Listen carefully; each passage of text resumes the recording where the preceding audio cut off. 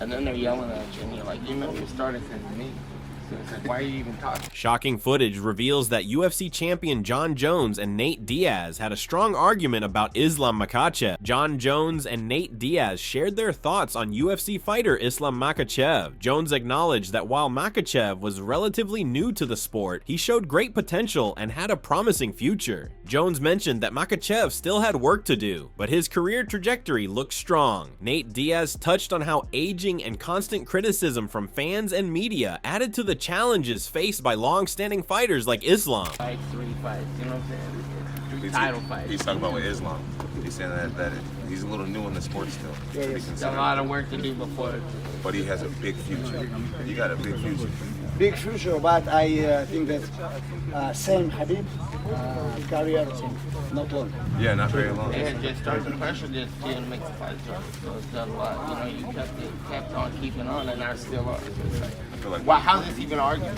the longer you're on top, the more time your opponents get to study your footage. People fixate on fighting you instead of the next opponent. And it's starting. Yeah, it gets harder and harder the longer you stick around, we get older. And then they're yelling at you, and you're like, you know, you started since me. So it's like, why are you even talking? I'm not like this.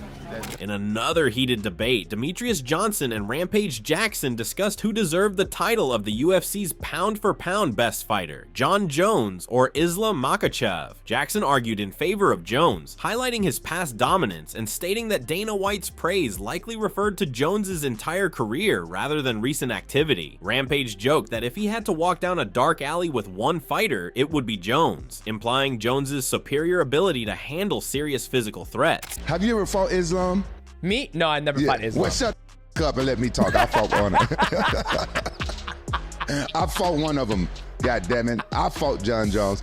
I think when Dana White said Jon Jones is pound for pound best right now, he's thinking throughout his whole UFC career. Yeah, I can see Jon Jones. If I'm finna go into this dark alley and they say you can have one person with you to help you fight, I'm going to say Jon Jones. I'm not going to say Islam. Me and Jon Jones together, we can up some motherfuckers, and he probably gonna do most of the work. On the other hand, Demetrius Johnson countered that a fighter's current performance and title defenses should weigh more heavily, suggesting Makhachev deserved the top spot now. He added that there should be a time when a champion can overcome the past, and Jones can't always stay the #1 because he isn't as active now. There's gotta be a point in time where somebody's achievements and how active they've been fighting and defending the belt has to overcome the past, right? Because then Jon Jones will always be the pound-for-pound best fighter in the world, even if he never fights. Currently, right now, at the top of the list, it should be Islam Makhachev. But if you look at like the last 30 years in MMA, Joe Rogan discussed who had the highest level of martial arts excellence during their prime, focusing not on entire careers, but on peak performance. He reflected on how dominant Anderson Silva was at his best and questioned if anyone surpassed that. Rogan argued that while Jon Jones is often seen as the greatest, some of his fights are questionable. In contrast, he praised Islam Makhachev's dominance, highlighting that he is an absolute monster. Rogan emphasized Makhachev's ability to crush opponents on the ground and on their feet. Had the highest expression of martial arts excellence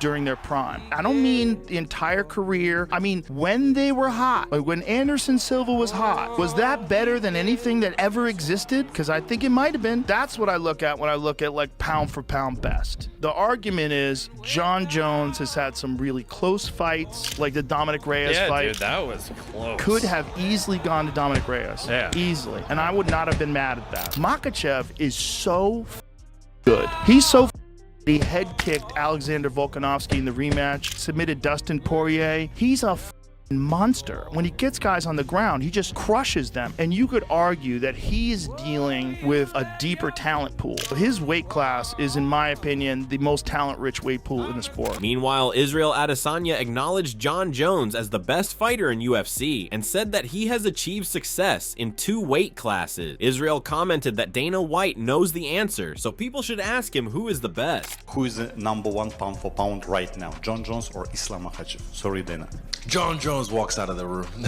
Yeah, I think Jon Jones is the guy because, again, longevity. I had a long reign as a champ, you know, and he's done it now in 2 weight classes. So it'll be hard to deny him as the greatest of all time. Ask Dana, Dana will tell you. On the contrary, Makhachev expressed frustration over the UFC's ranking decision alongside Daniel Cormier. He questioned how Jon Jones, after returning and defeating an opponent who was not a champion, was placed at the top of the pound-for-pound list. Makhachev pointed out the inconsistency, noting that even after he defeated Alexander Volkanovski, he was not ranked number 1. Islam rejected the lightweight champion label, asserting that he should be recognized as the pound-for-pound best fighter. You fight Volkanovski, you guys are supposed to be fighting for the number 1 pound for pound. You win, he stays number 1, and then Jon Jones come back, and now Jon Jones is number 1. What is this? This is bullshit.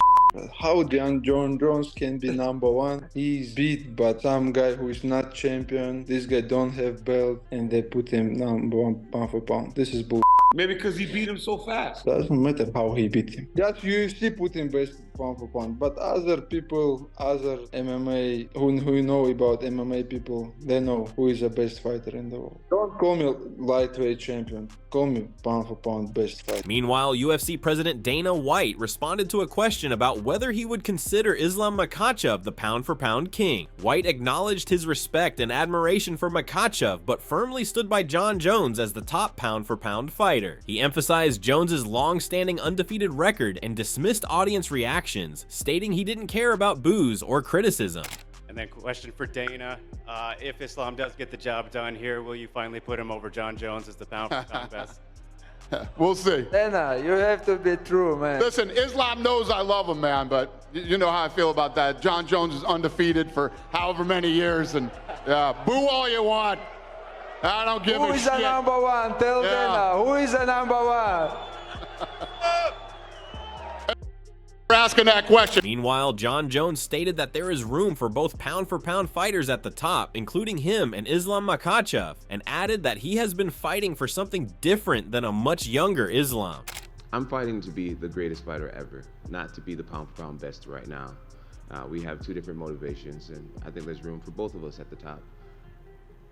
On the contrary, Nate Diaz and Islam Makhachev have shared some bad blood between each other, as Islam addressed comments made by Nate Diaz following his victory over Alexander. Diaz had tweeted that Makhachev got beat after the judges awarded him the win, implying Alex Volkanovski should have been declared the victor. Makhachev dismissed Diaz's opinion, stating he didn't want to talk about him. He added that Diaz might have been under the influence of drugs when he was watching the fight. There are some people out there who do feel Alex won this fight, including Nate Diaz, who tweeted, "Yeah, right, Islam got his ass whooped after the decision." What would you say to Nate and anyone else who thought you lost tonight? Honestly, I don't want to talk about this guy. He's I don't know what he said. Maybe he smoked something and watched the fight.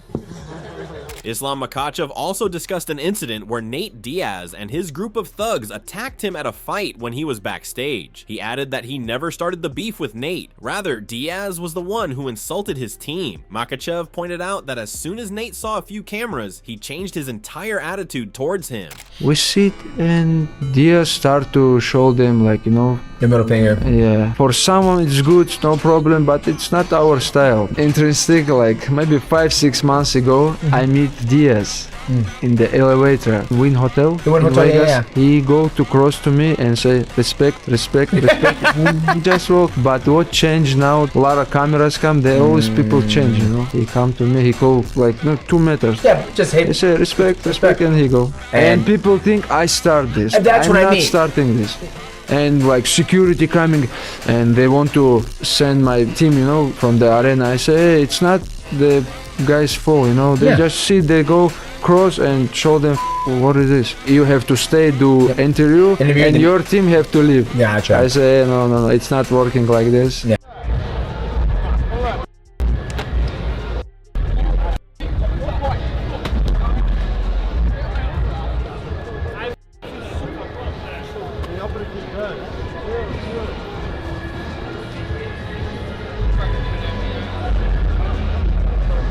Furthermore, while talking about future prospects for Islam, Joe Rogan broke down Makhachev's preferred choking technique, highlighting his distinctive approach to the Darcy choke. Rogan pointed out that unlike most fighters including Nate Diaz, who reach for the biceps, Islam secures the hold by gripping his own wrist, making his version stand out. But one of the things that you see about Islam, he's a very unique way of doing the Dars, is Islam grabs his own wrist like this to finish it. Yeah. Whereas other guys go all the way down to the bicep. And the thing about grabbing the wrist like that that's really good is you can make it a little bit tighter in a situation where you can't, like some guys, they have too much bulk and maybe your arms are too short. Yeah. You can't get the, like having long arms is really important for a Dars. Like John Jones must have a wicked Dars, because you can get the arms all the way through if they're long. Joe Rogan also noted that Islam Makhachev applies the dartsy choke in a distinctive manner by gripping his own wrist to increase its tightness. He went on to praise Makhachev's incredible strength and highlighted his elite level grappling, attributing it to years of experience in physically demanding combat sports. He added that Diaz would be absolutely annihilated if Islam holds him with this choke. Then you can cinch it up, but Islam cinches it up actually by grabbing a hold of his wrist. And so it gives you extra space, and the grip that he uses is incredibly tight. He's also insanely strong. Who is? Islam is insanely strong. Like he's got that sort of elite grappling strength that comes from decades of throwing human bodies around. Yeah. There's a thing about that. Furthermore, Joe Rogan highlighted that Demetrius Johnson felt Islam's choke firsthand and mentioned that it was insanely strong. He also added that Max Holloway highlighted Islam's incredible strength and the unique way in which he chokes his opponent. There's a thing about that. Like here, his Demetrius Johnson says, "I felt it. I know." Just texted me, "How strong is that Dars?" Like that's a sick Dars. Islam is elite. Yeah. He's elite when it comes to like strangling people. Some dudes just have next level squeeze and next level like grappling power, and he's developed that his whole life. He's also enormous for 155. Meanwhile, former UFC champion Daniel Cormier talked about the anticipated Islam versus Jack Della Maddalena fight at 170. He emphasized how quickly the conversation shifted from Jack's victory to speculation about his next opponent. He also highlighted the discussion surrounding Bilal Muhammad's underwhelming wrestling performance against Jack. Cormier hinted at the larger implications for the 155 and 170-pound divisions, emphasizing that Jack's win had reshaped the welterweight landscape and stirred conversations about a potential clash with Islam. Not many thought Jack would win, but immediately, once Jack won, it was right on to the next. And it's been opinion after opinion after opinion between whether or not Bilal Muhammad just fought wrong and how Jack Della Maddalena fought right. What happens next after the fight? So much clarity came from it. So what I feel now, and this is what we'll get into today's video, is it seems like it's Islam versus Jack Della Maddalena. Joaquin Buckley had something to say about Islam in the way that he approached it, especially he said considering Islam calls Bilal his brother. It says we're getting Ilya versus Charles Oliveira now. Cormier dove deep into the immediate post-fight implications, stating that Jack Della Maddalena quickly became linked to Islam Makhachev. He added that Makhachev insisted he wouldn't vacate his lightweight title, which has raised some questions on who will be the lightweight champion if Islam moves up. Furthermore, Daniel commented on Jack's post-fight demeanor and praised his technical brilliance, especially his response when asked about Makhachev. So Islam Makhachev is saying he's not giving up his championship. So there is a lot of moving parts when it comes to 155, 170 right now. Let's start with what we know, all right? At least what we feel we know. Jack Della Maddalena, we know this, won the belt last week and beating Bilal Muhammad, all right? After winning the belt, he had his eyes set on Islam Makhachev. But before that, some of the most high-level fighters weighed in on the fight of Bilal Muhammad.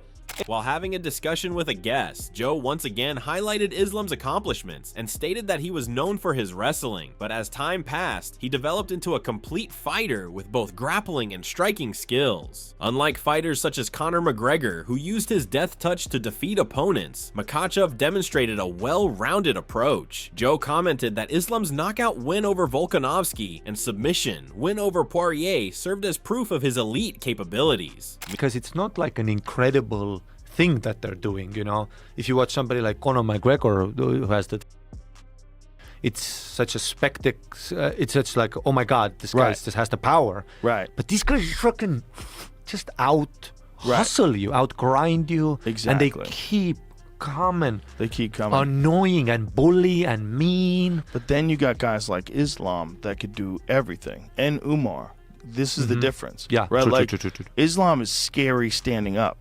Like in the beginning of his career, he was really good at wrestling, not as good at standing up, but now he's just as good at standing up. When you KO Volkanovski like that, you know, and then you choke out Dustin Poirier like that guy. Meanwhile, Daniel Cormier stated that Islam Makhachev quickly responded to Jack online, reminding him that he is not Volkanovski and warning him to keep the title belt clean for their potential clash. Cormier added that Islam also signaled his intent to become a double champion. He emphasized the size and weight differences, questioning whether Makhachev could successfully move up to 170 pounds and defeat Jack, who looked phenomenal against Bilal. The fight, he was asked at the press conference about Makhachev, and he said, come and get it. I'm going to get you back for Volk. Because, you know, obviously Islam beat Volkanovski 2 times. And Volkanovski, the legend, the featherweight champion once again in the UFC, is held in such high regard by these fighters. Islam right away responded and he said, you are not Volk. He tweeted in response, I will show you a different level. Keep my belt clean. Makhachev also wrote, the time is now to become a double champion, which we'll get into here in a second. Obviously, inshallah, let's go. Become a double champion. But you see those guys now already know, hey, we're going to build this thing. We're going to try to make people tune into this thing. They're going to watch regardless. It's a fantastic fight. It's a big-time fight. And if Jack Della looks the way he did last weekend, it's very, very intriguing fight. Because we've never seen Islam Makhachev fight up at 170 pounds. We've never seen it. We've never seen. Daniel Cormier raised concerns about Islam's physical readiness in the welterweight division. He pointed out that Makhachev had never fought at 170 pounds, and the physical disparity with Jack Della Maddalena would be something to watch. Cormier had previously believed Islam would vacate his lightweight title if he moved up, but Islam declared he wouldn't. He drew parallels to Amanda Nunes' dual title victories, explaining the complexity and difficulty of maintaining dominance across 2 weight classes. I've seen him have to compete up 15 more pounds. Yes, he is a big dude, but in terms of full-on stature, is he big as Jack Della Maddalena is? And also, if he thought he may fight International Fight Week, how small had he gotten? And how much time does he have to put the weight back on the right way before he moves up to 170? A lot of questions. But it's a big time fight, and we'll get into the X's and O's as we get closer. But right now we're talking. Said, this Saturday's main event will define my next move. But regardless of the outcome of that fight, I'm not going to vacate my lightweight title. We might get a real contender there. So essentially it seems like Makhachev is open to bouncing up and down. We have not seen anyone do this but Amanda Nunes. Go up to 145, beat fighters like Megan Anderson and those girls, and then go down to 135 and do what she did as the bantamweight champion. It seems and feels. Meanwhile, Dan Hardy believes that Makhachev will not defeat the Australian Jack Della Maddalena and has also questioned what he will look like as a welterweight. Hardy said in an interview with Submission Radio, I don't know if Jack Della Maddalena is going to hold the belt or if he's going to lose it to one of the top contenders and then pick it back up again. I don't think he's going to lose it to Makhachev though.